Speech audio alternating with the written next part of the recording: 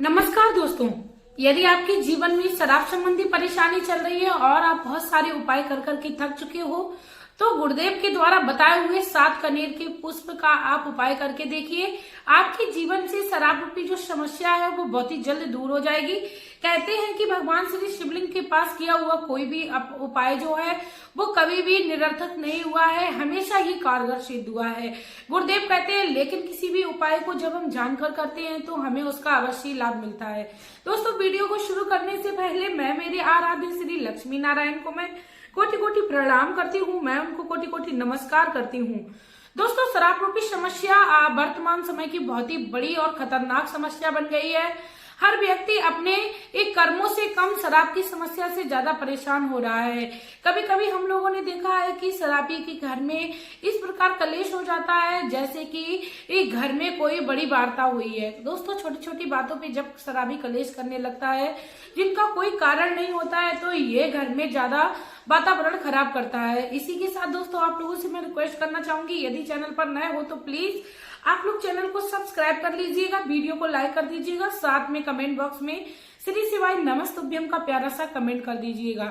साथ में गुरुदेव को मैं नतमस्तक होकर प्रणाम करना चाहूंगी। इसी के साथ दोस्तों, मैं आप लोगों को बता दूं, यदि आप परम पूजनीय गुरुदेव जी को मानते हो तो प्लीज वीडियो के एंड तक बने रहिए, क्योंकि यदि आप किसी भी उपाय को करते हो और आप उसको स्किप कर करके देखते हो तो उसको आपको पूर्णता की ज्ञान की प्राप्ति नहीं होती है और आधा अधूरा ज्ञान हमेशा ही हर व्यक्ति को ले डूबता है। दोस्तों, आपको 7 कनेर का उपाय करना है। 7 कनेर के पुष्प का बड़ा ही महत्व है। कनेर के पेड़ में हमेशा ही माता पार्वती का निवास रहता है और माता पार्वती जो है वो सुहाग को अखंड और अमर रखने वाली है। जब किसी भी सुहाग संबंधी परेशानी हमें परेशान करती है तो माता गौरा की ही पूजा करने को हमें बड़े बड़े ज्योतिषी और पंडित हमें सलाह देते हैं। साथ में जब कोई परिवार में किसी प्रकार की विघ्न आती है या किसी भी प्रकार का परिवार में वातावरण बहुत ही ज्यादा अशुद्ध बन जाता है तो ऐसे में भी हमें माता गौरा के साथ भगवान श्री भोलेनाथ की पूजा आराधना करनी चाहिए। दोस्तों, आप लोगों को क्या करना है, दिन जो है वो सोमवार का दिन या तो आपको चूज कर लेना है, नहीं तो यदि सोमवार की अष्टमी या अब भगवान शिव तेरस जो महीने में एक बार पड़ती है वह दिन हो तो और भी ज्यादा अति उत्तम है। दोस्तों, आपको 7 कनेर लेने हैं, आराम से आपको पीले 7 कनेर मिल जाएंगे और भगवान श्री शिवलिंग पर आपको किस प्रकार चढ़ाना है आपको याद रखना है कि आपको वो अपने साथ 1 लोटा जल भी ले जाना है। पहले तो आप भगवान श्री शिवलिंग पर 1 लोटा जल चढ़ाइए, भगवान श्री गणेश जी का ध्यान करिए, जैसा कि हमें अपने परिवार को खुश मनाना है और परिवार की खुशहाली के लिए हमें भगवान श्री भोलेनाथ के समस्त परिवारजन का पूजन और आवाहन करना है। पहले तो आप 3 तालियों का प्रयोजन अवश्य करिए भगवान श्री शिवलिंग के पास, जिससे भगवान श्री शिवलिंग में विराजमान हो जाए। हालांकि वो हर जगह विराजमान रहते हैं, लेकिन जब हम किसी मनोकामना को पूर्ण करने के लिए 3 तालियों को बजाते हैं तो हमें कई अनंत गुना फल मिलने लगता है। दोस्तों, पहली ताली का मतलब होता है भगवान श्री शिवलिंग भगवान श्री महादेव उस शिवलिंग पर विराजमान हो गए हैं। दूसरी ताली का मतलब होता है कि भगवान ने यदि हम कोई मनोकामना बोलना भूल गए हो तो उस मनोकामनाओं को पूर्ण कर देंगे। इसके साथ ही यदि हमारे घर के भंडारण में किसी प्रकार की कोई कमी होगी तो भगवान श्री महादेव उसको भी पूर्ण कर देंगे। दोस्तों, इसके साथ ही आप लोगों को क्या करना है, आपको भगवान श्री शिवलिंग पर जल चढ़ाना है। जल आपको भगवान श्री गणेश के साथ साथ भगवान श्री महादेव की समस्त परिवार जन का याद करते हुए शिवलिंग पर चढ़ाना है और आप जलाधारी से निकले हुए जल का आचमन करना बिल्कुल ना भूलें, आपको आचमन भी करना है। उसके बाद आप अपने साथ जो 7 पुष्प ले गए हैं उनको आपको किस प्रकार चढ़ाना है दोस्तों, आप याद रखिए। सबसे पहला जो फूल है वो भगवान श्री गणेश जी का ध्यान करते हुए आपको चढ़ाना है। भले ही आपको यदि शिवलिंग पर कोई भाग पता नहीं है कि भगवान श्री गणेश का भाग किस जगह पर होता है शिवलिंग का, तो आप ऐसे में शिवलिंग पर ही फूल को चढ़ाते जाइए, लेकिन आपको आवाहन जो है वो क्रमशः करते रहना है। पहला जो फूल है वो गणेश जी के नाम से चढ़ाना है, दूसरा जो फूल है वो आपको भगवान श्री कार्तिकेय जी के नाम का चढ़ाना है। उसके बाद भगवान के जो चौकीदार के रूप में विराजमान रहते हैं भगवान श्री नंदीश्वर महाराज पर आपको तीसरा फूल चढ़ाना है।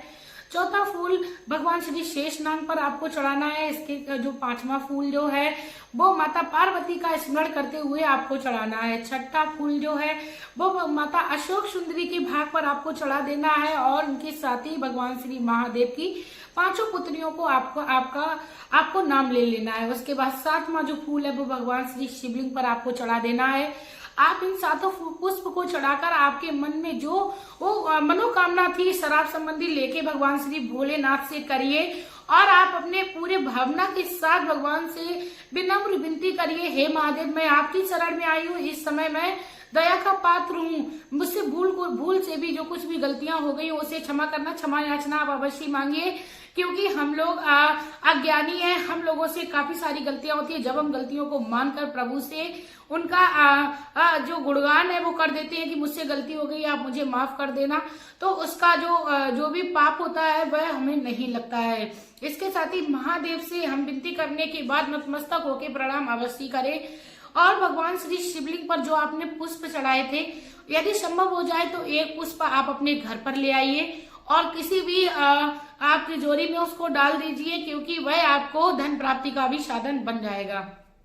इसके साथ ही यदि आपके पास किसी शिवलिंग पर चढ़ा हुआ पहले से ही कनेर का पुष्प है, चाहे वह किसी भी भाग पर रखा हो, चाहे अशोक सुंदरी के भाग पर रखा हो, चाहे नंदीश्वर महाराज पर रखा हो या शेषनाग पर रखा हो या त्रिशूल पर रखा हो, कहीं भी कोई भी यदि आपको कनेर का पुष्प रखा हुआ मिल जाए तो आपको उसको उठाना है और पुनः से भगवान श्री परिवार के समस्त को आपको छुपा देना है। दोस्तों, वहां पर छुपा के आप मस्तक पे लगाकर उस फूल को दोबारा से भगवान श्री भोलेनाथ पर चढ़ाइए और आप देखेंगे कि आपकी मनोकामना जो है वो पूर्ण होने लगी है। दोस्तों, मैंने आप लोगों को दोनों ही उपाय बता दिए हैं। यदि आपके पास कनेर के फूल नहीं है और आपको भगवान श्री शिवलिंग पर चढ़ा हुआ कनेर का फूल मिल जाए, तब भी आप इस उपाय को कर सकते हो दोस्तों। लेकिन आपको पहले से उठा लेने हैं और उनको अपने मस्तक पर लगाकर उनको अपने हाथों में ले लेना है, जिससे जो फूल थे वह आपके हाथों में आ जाए, यानी आप जो उपाय करने जा रहे हैं उनके लिए वह तैयार हो जाए। दोस्तों, छोटे छोटे उपाय हमारे जीवन में बहुत ही हमें सकारात्मकता देते हैं। साथ में यदि हमारे जीवन में कोई भी किसी भी प्रकार की नकारात्मकता हम पर हावी होना चाहती है तो वह महादेव की कृपा से नहीं होती है, क्योंकि जिस जगह पर भगवान का वास होता है उस जगह पर नकारात्मकता कभी भी अपनी शक्ति को प्रबल नहीं कर सकती है। साथ में दोस्तों, मैं आप लोगों को याद दिलाना चाहूंगी, जरूरी नहीं है कि शराब की लत व्यक्ति खुद से पीने लगा हो। कभी कभी ऐसी सिचुएशंस आ जाती है कि व्यक्ति बहुत ही ज्यादा किसी अपनी कुंडली को कमजोर कर लेता है गलत संगत में रहकर और गलत कर्मों को कर तब ऐसे में भी शराब की लत व्यक्ति को लग जाती है। दोस्तों, कुंडली के कमजोर होने पर भी व्यक्ति शराब का सेवन करने लगता है, साधारण भाषा में मैं आप लोगों को बता दूं। इसीलिए दोस्तों, मैं आप लोगों से रिक्वेस्ट करना चाहूंगी, यदि आप लोग प्लीज मेरे वीडियो से थोड़ा भी इम्प्रेसिव हुए हो तो प्लीज आप लोग मेरी वीडियो को ज्यादा से ज्यादा शेयर करिए। साथ में आप लोग जब वीडियो को शेयर करेंगे तो महादेव की आपको कृपा प्राप्त हो जाएगी, क्योंकि महादेव कहते हैं मैं उस व्यक्ति का साथ कभी नहीं छोड़ता हूँ जिस व्यक्ति के साथ कोई दूसरा व्यक्ति शुभ कर्म कर रहा होता है। दोस्तों, जब हमारे आसपास किसी भी प्रकार की कोई समस्या होती है और हम लोग उसका समाधान करने के लिए उस व्यक्ति को किसी भी प्रकार का जब संकेत देते हैं या वीडियो को शेयर करते हैं तो उसको किसी न किसी प्रकार से हम लोग भगवान की ओर अग्रसर कर देते हैं।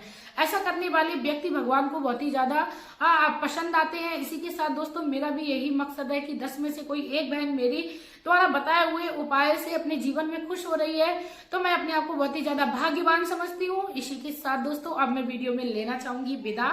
आपका प्यार और कीमती समय देने के लिए धन्यवाद।